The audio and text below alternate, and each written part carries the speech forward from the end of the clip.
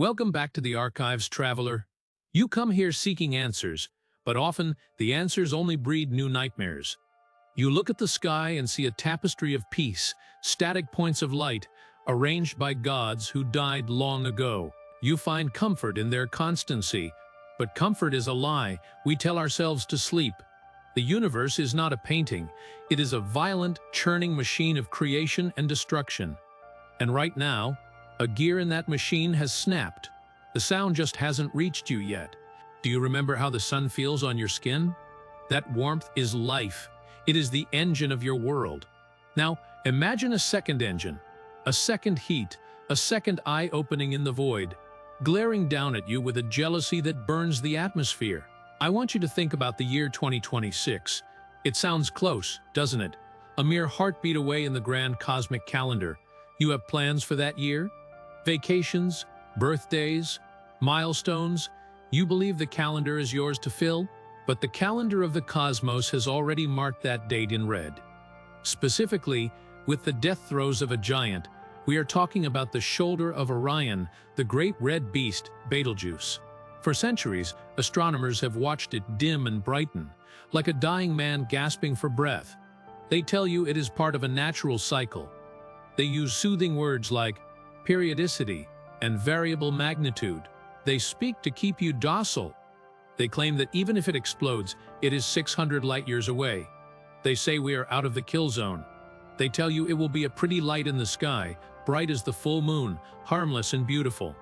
A tourist attraction for the doomed.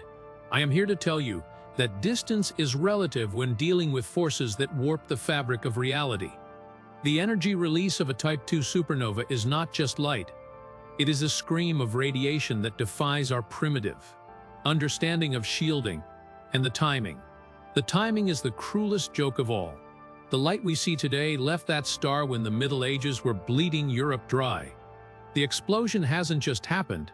It happened centuries ago. The ghost of that event is racing towards us right now. In 2026, the wavefront arrives. It won't start with a bang. You can hear sound cannot travel through the vacuum. It will start with the erasure of the night. Picture your city at 3 a.m. The streetlights are humming. The world is quiet. You turn off your bedside lamp, expecting darkness, but the window is glowing, not with the soft silver of the moon, but with a harsh copper-red twilight. You go to the window. The shadows are wrong. They are sharp, elongated, and twisted. The sky is not black. It is the color of dried blood. And there, hanging where the familiar stars used to be, is a second sun. It does not set. It does not blink. For weeks, perhaps months, the concept of night ceases to exist.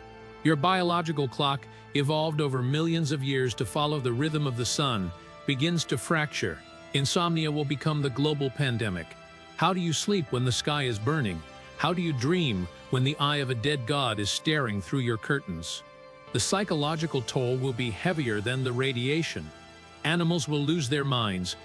Birds will sing until they collapse, confused by the eternal day. Tides may shift, driven by gravitational waves we haven't even begun to calculate. The natural order will unravel. And this is just the visual horror. The true terror lies in what you cannot see: the gamma rays, the neutrino burst, the invisible sleet of particles that passes through your roof, through your skin, and through your DNA. The governments of the world know this.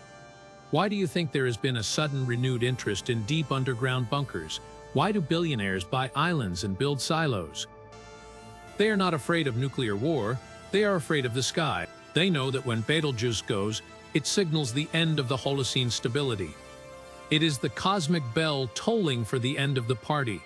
And you, the average citizen, are left on the surface to watch the fireworks. You might ask Vector, why tell us this if we are doomed? Why spoil the surprise? Because knowledge is the only shield you have left, not a shield for your body. Nothing can shield that but for your mind. When the sky turns red, and the neighbors start screaming that it is the apocalypse, that the seals are broken, you will stand firm. You will know it is not magic. It is physics. Cruel, uncaring, massive physics. But is there a difference? To an ant, the boot is a god. To us, the supernova is a deity of destruction. We are small, we are fragile, and we have built our civilization on the edge of a volcano, assuming it was a mountain.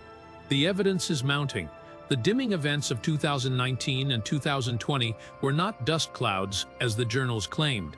They were the contraction, the drawing in of breath before the scream. The star is running out of fuel. It is burning through its carbon, its neon, its oxygen. It is fusing silicon into iron. And iron is the star killer. Once the core turns to iron, the game is over. Gravity wins.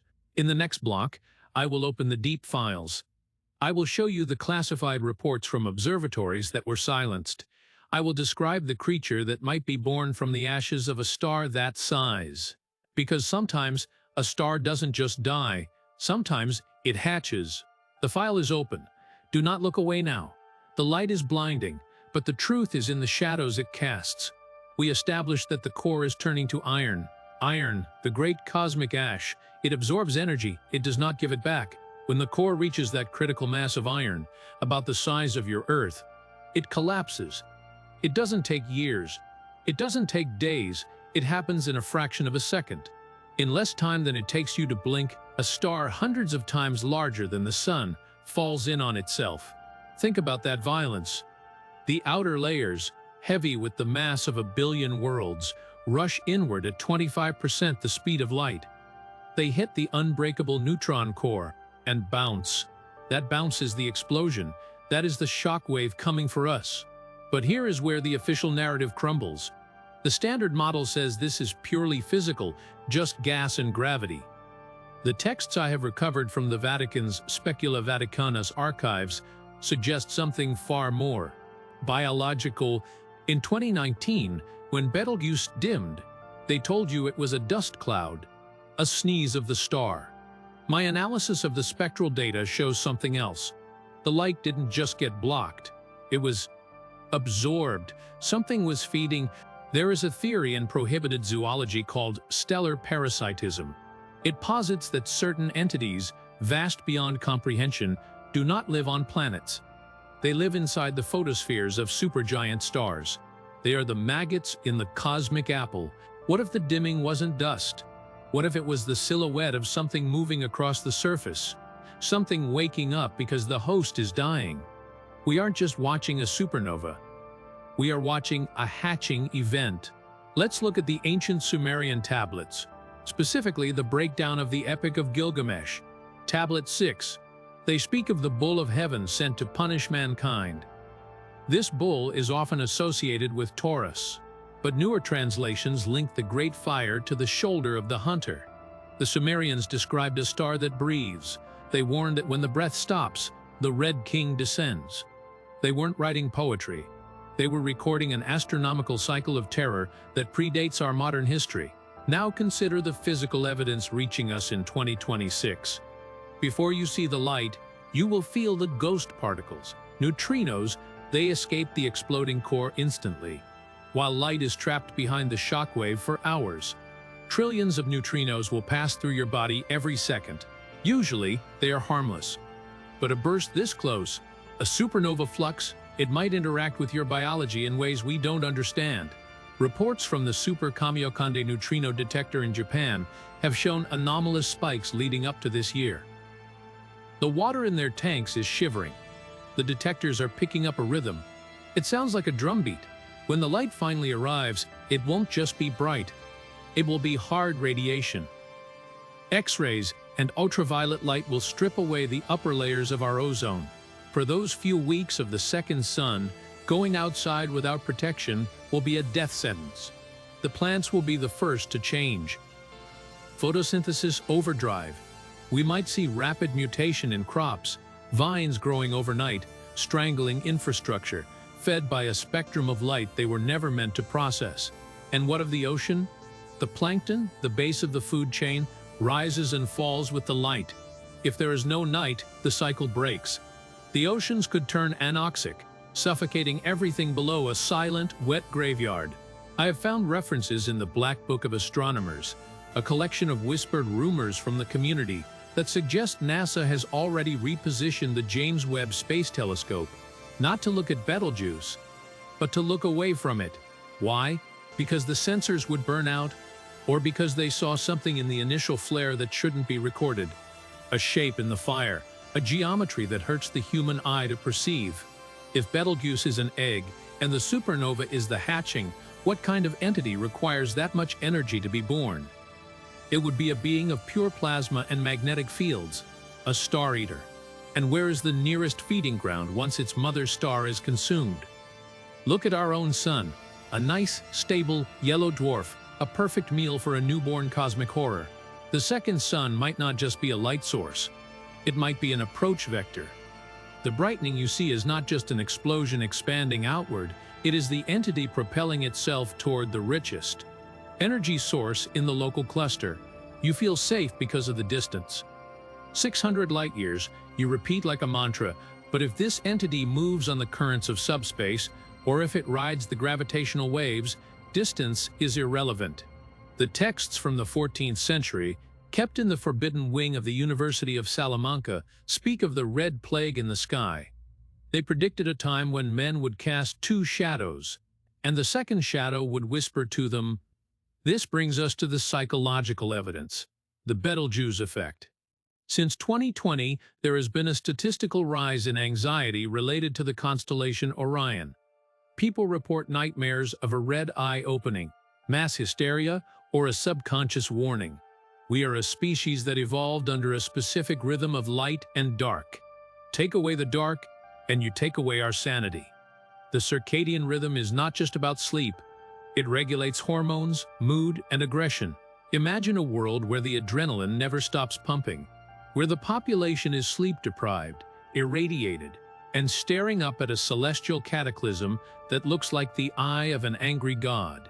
Civilization is 9 meals away from anarchy, they say. I say civilization is 3 nights of insomnia away from madness, and we are facing months of endless day. The government briefings I've accessed talk about civil twilight protocols. They are preparing for riots.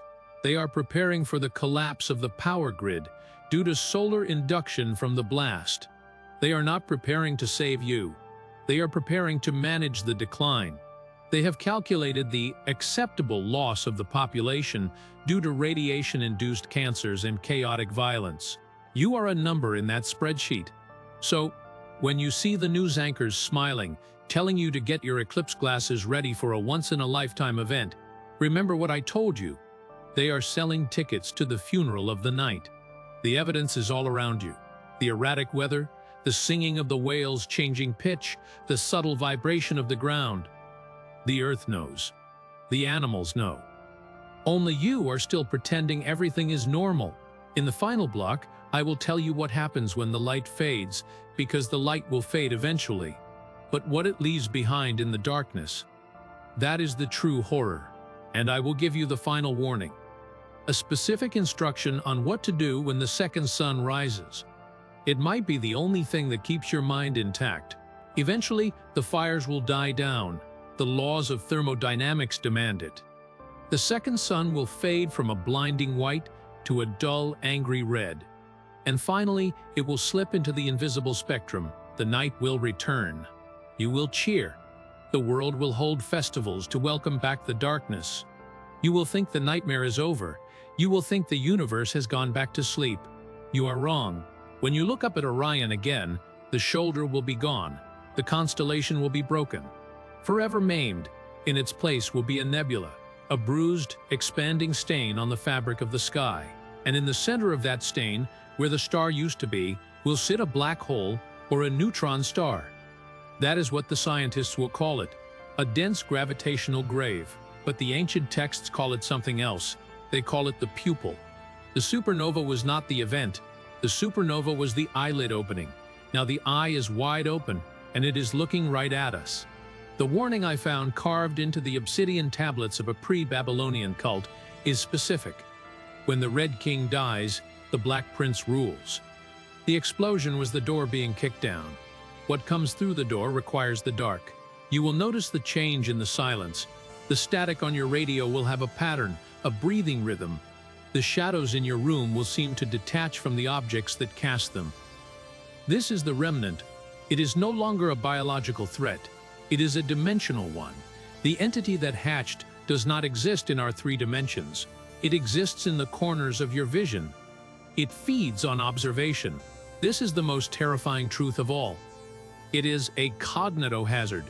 To perceive it is to invite it in. The more you look at the void where the star was, the more it anchors itself to your reality. So, here is my final directive for the year 2026. When the sky lights up, do not join the crowds. Do not set up your telescopes. Do not celebrate the spectacle of the death of a star. Buy heavy blackout curtains. Tape the edges. Make your home a cave. If you must go outside during the weeks of the second sun, wear dark glasses. Do not look directly at the light. And when the light fades and the new darkness settles, never look at the empty space in Orion for more than a few seconds. Do not search for what is missing. If you wake up in the night and see a shadow standing in the corner of your room, a shadow that is too tall, too thin, and has no source, do not scream. Do not turn on the light. Freeze. Close your eyes. Slow your breathing. If you ignore it, it might lose interest. It is a predator of attention. If you look at it, you validate its existence. You belong to it. The night is no longer safe, traveler. But the light is even worse. We have drawn the gaze of something ancient, and now we must live quietly beneath it. Sleep with one eye open, but make sure it's not the eye looking at the stars. This is Vector. The archives are closing. Don't look into the abyss, because the abyss has already found you.